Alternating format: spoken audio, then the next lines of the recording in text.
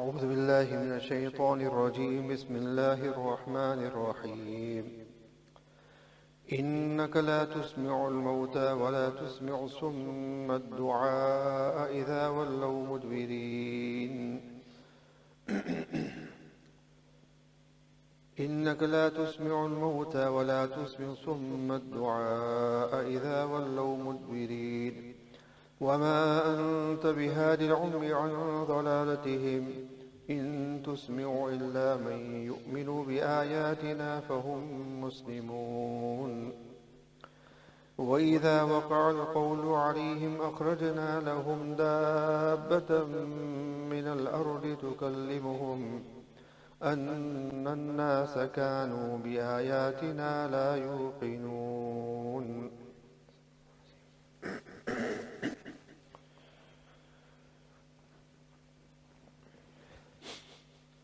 Respectful honorable friends,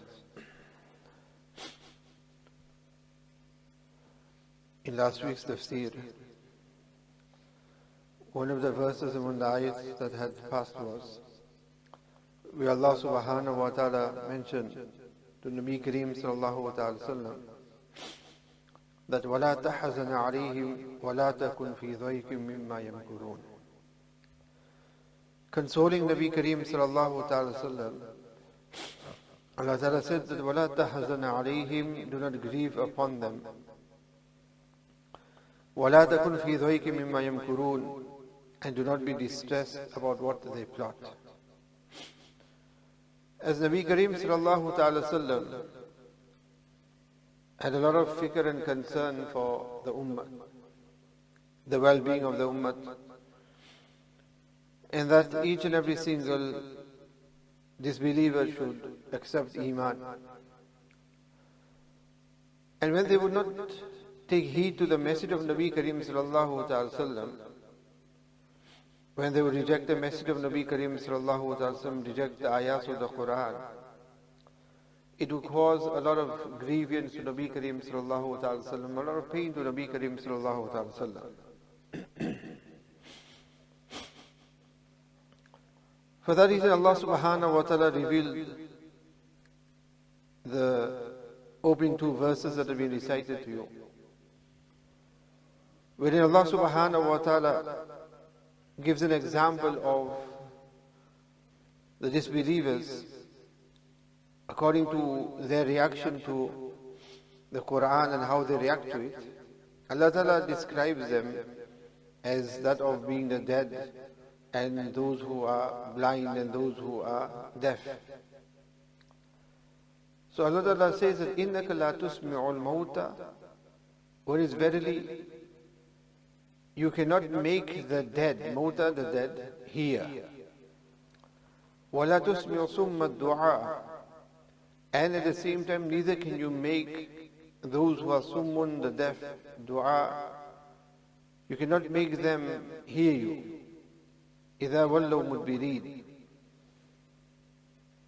when they turn away in aversion. And وَمَا أَنْتَ بِهَادِ الْعُمِّي عَنْ ضَلَالَتِهِمْ, you cannot guide the blind from the deviation.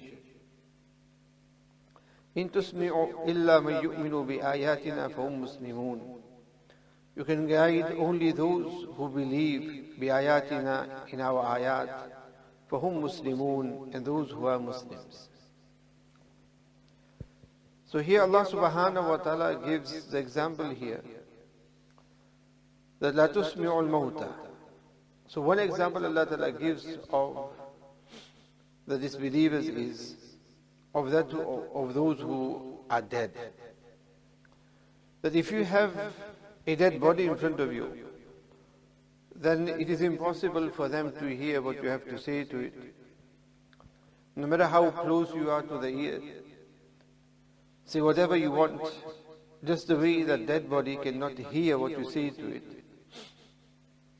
The disbelievers are exactly the same, that they do not want to hear the truth because of their rejection of it and unwillingness to accept the truth. They are like those who are dead, who cannot hear what you say to them. But rather it's the case not that they cannot hear, but Allah says you cannot make them hear. And وَلَا تُسْمِعُ صُمَّ الدُّعَاء. And the reason why Allah Ta'ala mentions here تُسْمِعُ الْمَوْتَى, indicating here that here sima, listening, is that sima which is nafi, which is beneficial listening. It wasn't that the disbelievers could not hear Nabi Kareem sallallahu ta'ala sallam, that whenever the Qur'an was recited to them, or any da'wat was given to them, that all of a sudden they became deaf and they could not physically hear Nabi Kareem sallallahu sallam. They could hear. So it wasn't that they couldn't hear, they could hear Nabi Kareem sallallahu ta'ala sallam, but Allah Ta'ala negates that hearing. And Allah Ta'ala is negating that hearing is indicating to that point that hearing here refers towards that hearing which is beneficial. And the beneficial hearing is that which brought hidayat, that which is the listening of the believers. Because they are the ones who listen to it. Just the way if a person gives advice to somebody, and while he's giving advice, if people do not adhere to that advice, do not listen to that advice, what does the person say? It seems that I'm just talking to the wall. It seems I'm talking to the wall because people around are hearing. But because they're not making amal upon it, it is as if they are not hearing it. And that is the example that Allah Ta'ala gives. That the mauta is not a case of the mauta, they cannot hear. They are able to hear. But this is not beneficial to them because they're not bringing iman. وَلَا تُسْمِعُ صُمَّ الدُّعَاءَ إِذَا وَلَّوْا مُدْبِرِينَ. And Allah Ta'ala mentioned, so one example was that of the dead. The other is Allah Ta'ala says, and you cannot make the deaf hear the call, summa du'a. And then Allah Ta'ala mentions, إِذَا وَلَّوْا مُدْبِرِينَ, when they turn away in aversion. Just the way it is impossible to make a deaf person understand something, when he even refers to look at you. Why Allah Ta'ala mentions وَلَّوْا مُدْبِرِينَ, you may wonder that a deaf person, whether they are facing towards you or they're not facing towards you, they're still not going to be able to hear you. They're not going to be able to hear you anyway. But why does Allah subhanahu wa ta'ala mention إِذَا وَلَّوْا مُدْبِرِينَ, that when they turn away in aversion? Because there is still a difference. That a deaf person, if they are in front of you, facing you, if you were to yell or speak a bit loud, maybe they might be able to hear some voices. Or if not, then from a person's facial expression or various sign language as well, from that too they'll be able to pick up what you're trying to say to them. Whereas if they are aversion, meaning if they are wala mudbirin, means if they have turned away from you, so that they are not facing you. So if they are not facing a person, then they're all the more, there is no chance of them knowing what you are saying to them, because they cannot see, they cannot lip read. As a deaf person may be able to lip read. They might get an idea from your hand gestures, your facial expression or so. So they'll still get an idea of what you have to say. But the one that is facing away from you cannot see what you're saying, none of the gestures or expressions, and neither can they hear either. So there is no chance of them hearing you whatsoever. That is the emphasis that Allah subhanahu wa ta'ala is given here. That just the way that deaf person who cannot hear you calling them, and also the deaf one who his face is away from you, the disbelievers are exactly the same. So this is to console Nabi Kareem sallallahu ta'ala sallam, that you try your utmost, but at the end of the day, hidayat is not in your hands, because their example is like the deaf person, like the dead person who doesn't want to listen. Because they do not want to listen, no matter how much you try and make an effort upon them, they will still not want to listen to you. وَمَا أَنْتَ بِهَادِ الْعُمْيِ عَنْ ضَلَالَتِهِمْ. And the third example Allah Ta'ala gives is that of a blind person, that you cannot guide the blind from their deviation عَنْ ضَلَالَتِهِمْ بِهَادِ الْعُمْيِ عَنْ ضَلَالَتِهِمْ. When they stray, you cannot guide a blind person. So in the same way, here the disbelievers, their condition is the same.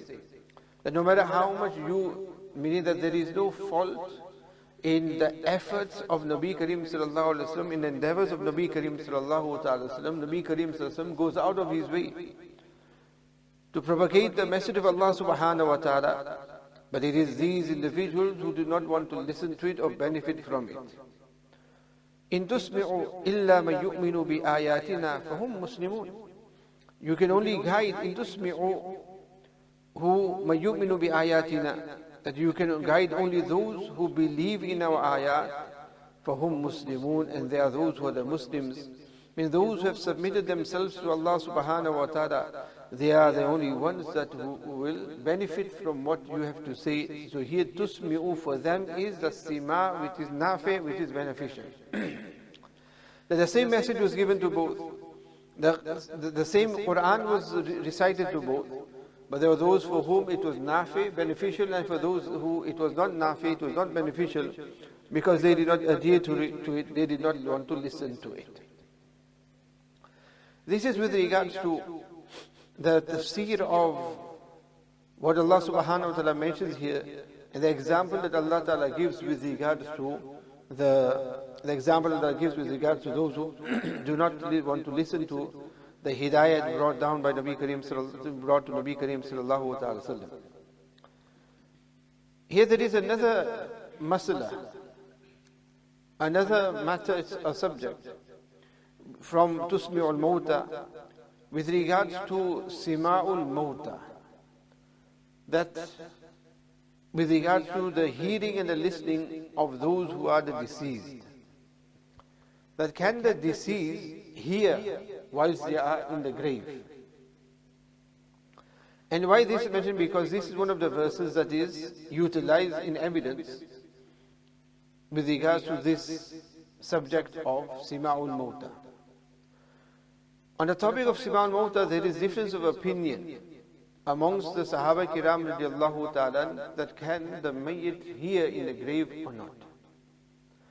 And this difference of opinion of the Sahaba comes from the difference of opinion between, on one side, Sayyidina Abdullah ibn Umar radiallahu ta'ala, and the other side, Sayyidina Aisha radiallahu ta'ala anha. Sayyidina Abdullah ibn Umar radiallahu ta'ala is of the opinion that yes, the Mawta, the deceased, are able to hear. Sayyidina Aisha radiallahu ta'ala anha was always under the opinion, and her opinion is that no, the Mawta, those who are deceased, cannot hear. And with regards to the evidence, she quotes this verse as well, where Allah subhanahu wa ta'ala mentions, which is Surah Namal, إِنَّكَ لَا تُسْمِعُ الْمَوْتَى, that you cannot make the dead hear. Similarly, in Surah Ture as well, the same verse comes there as well, فَإِنَّكَ لَا تُسْمِعُ الْمَوْتَى. And Allah Ta'ala mentions elsewhere in the Qur'an as well, إِنَّكَ لَا تُسْمِعُ مَنْ فِي الْقُبُورِ, that you cannot make to hear those who are in the qabr. There are these three verses in the Qur'an that Allah Ta'ala mentions when there is mention of the dead not being able to hear, or the sima is tusmi'ul maut, wala tusmi'ul mauta. However, when it actually comes to these verses itself, there is actually no negation of the mauta, the mayyit, not hearing.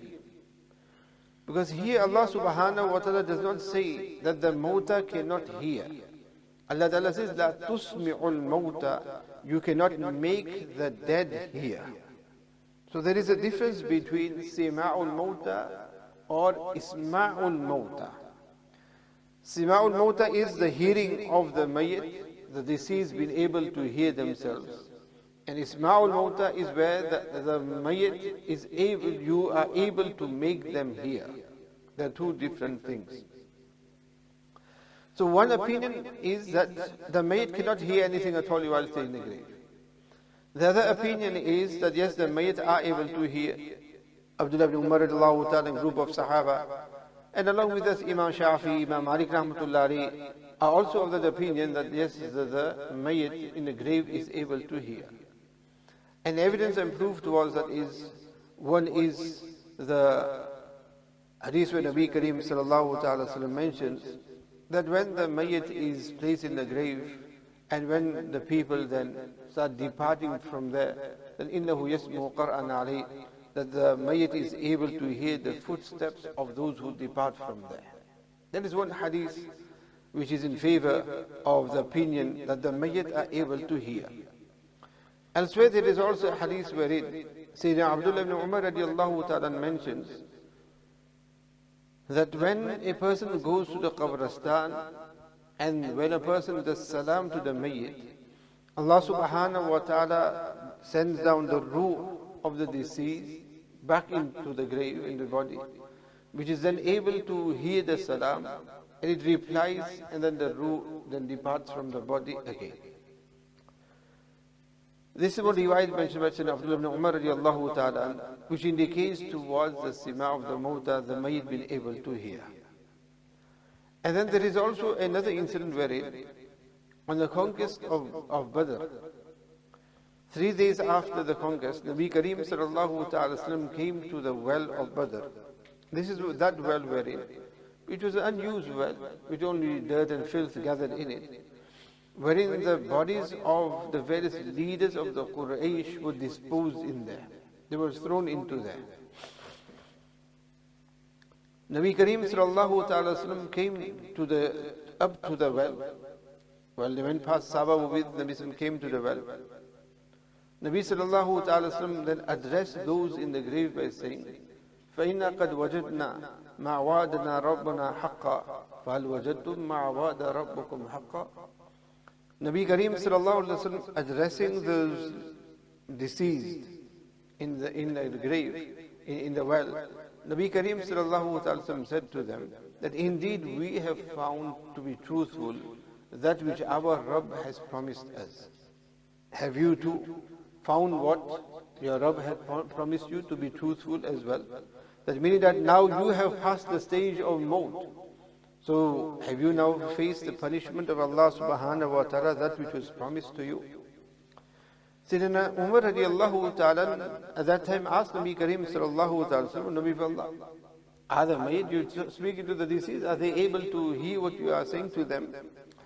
That's what Nabi Kareem sallallahu ta'ala mentioned to Sayyidina Umar radiallahu ta'ala, that فَأَمَّا إِنَّهُمْ فَإِنَّكَ لَا يَسْمَعُ, that indeed you are unable to hear just as much as they, meaning that they are hearing just as much as you are able to hear as well.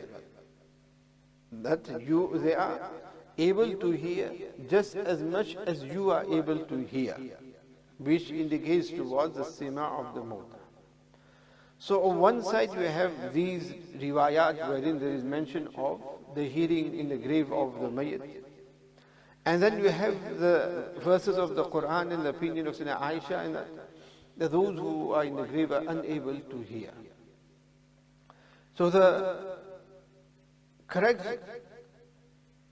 version is, or the correct opinion is, which is a compilation, or you can say the combination of all the ayats and these ahadith together, is that we cannot say that there is mutlaq. Mutlaq means general hearing of the mayyit in the grave. That means that you can go to the grave and you do salam, kya hal hai, and say, how are you there in the grave? Alhamdulillah, everything is fine, I'm okay, and start having a chit chat with those who are in the grave, and they will be able to hear you, whatever you say to them. People then are of that, some people are of that nature, they think that yes, you can go and you start speaking to them and they'll be able to hear you in that. So the mayyit is not able to have that amount of sima which is general, that you can just go there and hear. And proof of this is that here Allah Ta'ala mentions as well in these verses, La tusmi'ul mawta, that you are not able to make them hear. So that does not negate them being able to hear. But from the ahadith that are mentioned, the correct opinion is that the mayyit can hear. But they can only hear that which has been mentioned in the hadith of them being able to hear. Or that they are only able to hear what Allah Ta'ala wants them to hear. Because here Allah Ta'ala says, Tusmi'ul mawta, you. So we are unable to make them hear what we want to say to them. They are only able to hear that which Allah Subhanahu wa Ta'ala wants them to hear. Or only some are able to hear and others are not able to hear. And only some people are able to make them hear and not everyone is able to hear. This is the opinion, the correct opinion with regards to the masda and the opinion of Sima'ul Mawta. There's a different opinion. There are those who generally they can hear whatever there is, but that isn't the case. And there are those who totally negate that there is no Sima'ul Mawta at all. They are unable to hear whatsoever. So the correct opinion here would be that yes, they are capable and able to hear, but only that amount that Allah Ta'ala wants them to be able to hear from those things that have been defined and mentioned in the ahadith. Further after this, the next verse of the last verse of this ruku is total different subject to what has been mentioned here. And that is, Allah Ta'ala mentions that وَإِذَا وَقَعَ الْقَوْلُ عَلَيْهِمْ أَخْرَجْنَا لَهُمْ دَابَّةً مِّنَ الْأَرْضِ تُكَلِّمُهُمْ أَنَّ النَّاسَ كَانُوا بِآيَاتِنَا لَا يُوقِنُونَ. Allah Ta'ala mentions that when the promise will be fulfilled to them in that of Qiyamah, we shall bring for them a creature from the earth which will speak to them that, O people, that people are not convinced about our ayat. Here Allah subhanahu wa ta'ala mentions with regards to the Dabbatul Ard, the creature of the earth. And وَإِذَا وَقَعَ الْقَوْلُ عَلَيْهِمْ أَخْرَجْنَا لَهُمْ دَابَّةً مِّنَ الْأَرْضِ تُكَلِّمُهُمْ. This refers towards that animal which will come forth from the earth at a time which will be very close to the day of Qiyamah. And in a number of hadiths, Nabi Kareem sallallahu ta'ala sallam, when mentioning the various major signs of the day of Qiyamah, meaning those signs which will be right towards the end. From those, one that Nabi Kareem sallallahu alaihi wasallam mentions is Dabbatul Ard. And there, as I mentioned, there are many Sahih hadiths with regards to the coming of this Dabbatul Ard. And that's all that is mentioned, that the Dabbatu min al-Ardi, the animal from the earth. And this will be more towards the end, from the major signs right towards, as Nabi Kareem said, one riwayat mentions, that from the signs is Dabbatul Ard and the rising of the sun from the west. Either one of Nabi mentions, either one will come before the other or the other before the other, but they will come very close to one another. And that is when the Qiyamah will come, means that after this point there won't be any new people coming in Islam. That is, it is now, that is when it will come to an end. So this will be right towards the end. The Quran only mentions that amount, لَهُمْ دَابَةً مِّنَ الْأَرْضِ. And Nabi Kareem sallallahu alaihi wasallam, number of hadiths, but they are similar when Nabi sallallahu alaihi wasallam just mentions the various signs towards the day of Qiyamah. And Nabi Kareem sallallahu alaihi wasallam just mentions the coming of this Dabba. Then you have those who have mentioned various things with regards to this Dabba in various narrations. But we're not going to go too much into those which are unreliable. However, from one riwayah said in Abdul Umar radiallahu ta'ala mentions that this Dabbatul min al-Ard will come and emit from the Mount Safa. It is prior to the day of Qiyamah. One narration has mentioned that Sayyidina Isa alayhi salatu wasalam will also be in the haram at that time. And all of a sudden the earth, as the Nabi mentioned, the earth will shake, like the chandelier shakes in time of an earthquake or so, the earth will shake. And this Dabbatul Ard, this animal will come out from Mount Safa. And it will enter into the haram in a manner that it will be shaking its head in order to clear its head from the earth, the soil from the earth. And this animal will have the ability to speak, as Allah Ta'ala mentions, تُكَلِّمُهُمْ. What language it will speak? There are those of the opinion that it will speak Arabic, or it will just say to people, أَنَّ النَّاسَ كَانُوا بِآيَاتِنَا لَا يُوقِنُونَ. This verse, the animal will recite this verse. And some of the opinion, because this animal will move around. So for that reason, it will speak in different languages as well. Whichever it may be, nothing is far-fetched here. It could be in Arabic and it can be in various languages as well. This Dabbatul min al-Ard will then come towards the haram where people will be reading Surah. And there will be those who will disperse from it out of fear. And there will be those who will remain firm there, knowing that, look, there is nothing they can do to save themselves from it if Allah doesn't will, and they will remain steadfast. This Dabbatul Ard will have with it in one hand the staff of the stick of Sayyidina Musa alayhi salatu salam and the ring of Sayyidina Sulaiman alayhi salatu salam. With the staff, it will point on the nose of the believers, by which then a radiant light will emit from their faces, or a white spot will emit on their nose, which will then spread across the face, which will be an indication that this person is a believer. And then with this ring of Sayyidina Sulaiman alayhi salatu salam, it will stamp the forehead of those who do not believe. And a black speck will emit on the forehead, which will then spread across the face. The result of which is that by the end of the day, everyone will know who is a believer and who is not a believer. That when people will then go to the market and when they ask for the value of something, they will actually specifically say, oh disbeliever, what is the price and the value of this? Oh believer, what is the price of this? Meaning that everybody will know who a believer and a disbeliever is. Now if we were to just understand this a little bit further, the fact that this bird, I'm not so sure I'm saying bird for you all the time, this daba animal will be in the haram and it will start doing this within the haram and you'll be able to find out who is who, indicates that there may be those at that time who are from the munafiqeen as well. So this will differentiate between those who are the true believers and those who are not.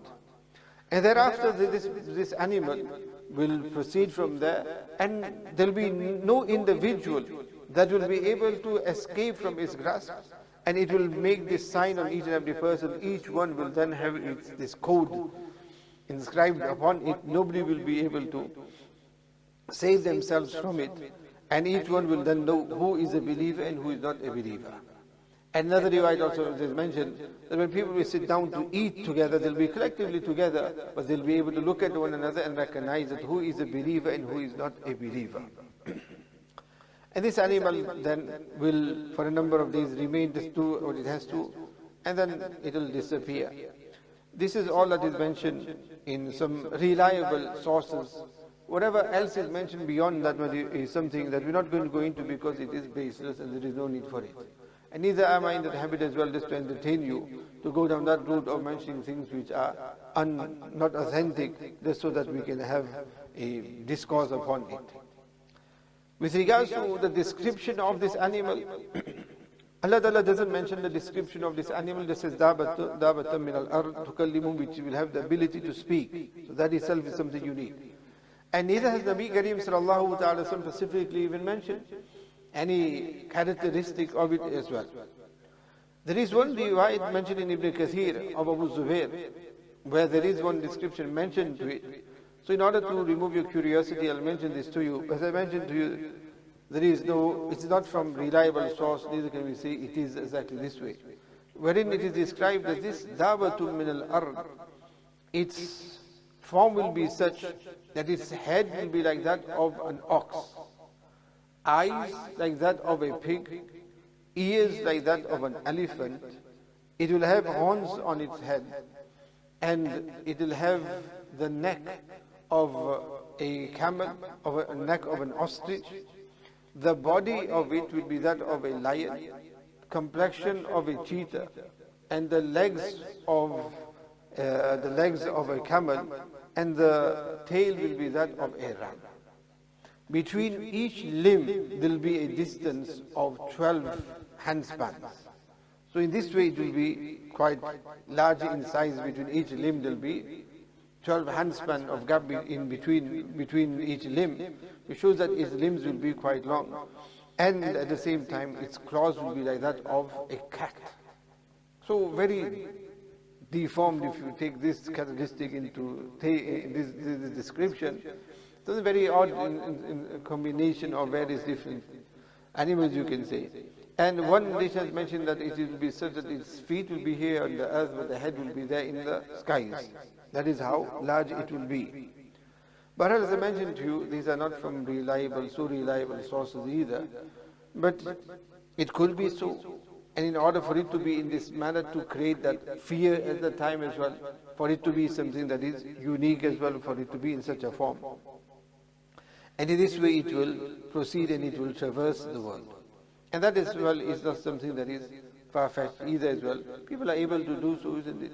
Leave in the evening, before in the morning they're already in another part of the world. Leave in the morning, before in the afternoon they're already in another part of the world. So if already we are able to do that, then for this animal or for the Dajjal either, for it to be able to do so, it's nothing far-fetched whatsoever.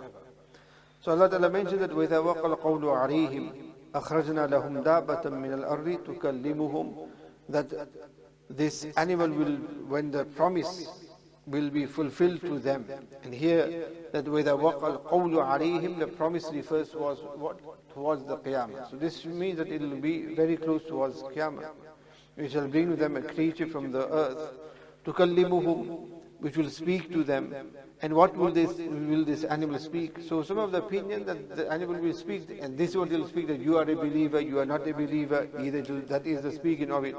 Or that أَنَّ النَّاسَ كَانُوا بِآيَاتِنَا لَا يُوقِنُونَ, or it will speak with these verses, the verse of Allah subhanahu wa ta'ala, that people are not convinced about our ayat. But then when this will occur, that is when they will now become convinced, when they will see it themselves. Because just the way in the hereafter they will be convinced, every disbeliever will be convinced in the hereafter, but it will be too late for them. They can't come back in this world and accept and bring iman. But when this will occur, just the way when the sun will also rise from the west, that's the time when people will believe. But these are from the last signs of Qiyamah.